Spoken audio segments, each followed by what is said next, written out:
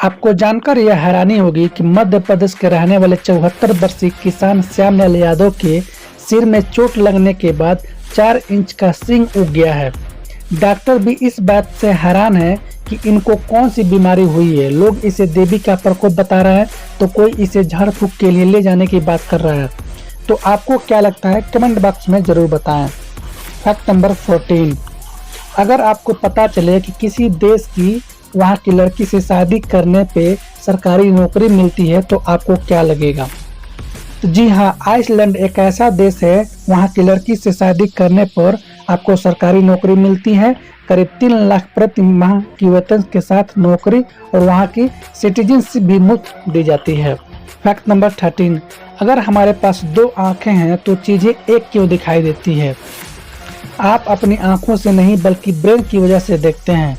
दोनों आँखें एक साथ एक ही वस्तु को टारगेट करती हैं, लेकिन दोनों आँखें इनकी अलग अलग छवियां बनाती हैं जो धुंधली होती हैं, और हमारा ब्रेन इन दोनों छवियों को मिलाकर एक करता है, इसलिए हम 2 आँखों से एक ही पिक्चर देख पाते हैं। फैक्ट नंबर 12, दुनिया का सबसे महंगी बिस्किट। यह बिस्किट दुनिया का सबसे महंगा बिस्किट है जो टाइटैनिक जहाज डूबने के बाद बच गया था।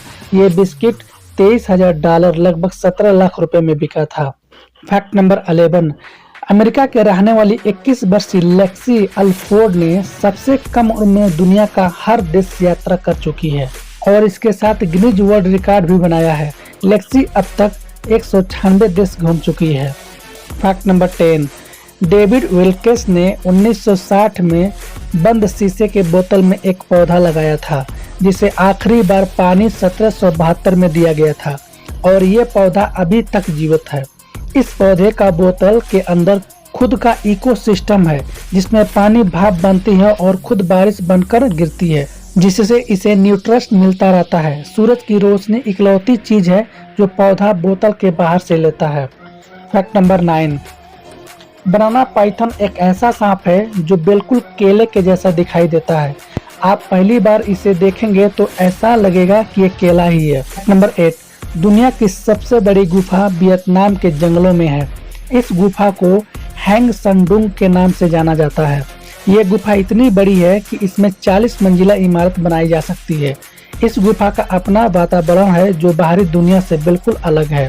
फैक्ट नंबर 7, इस जहाज में मनोरंजन के लिए अलग से रूम होगा जिसमें shopping mall, swimming pool, restaurant, theatre और सिनेमा के साथ साथ बच्चों के खेलने के लिए भी अलग से जगह होगा।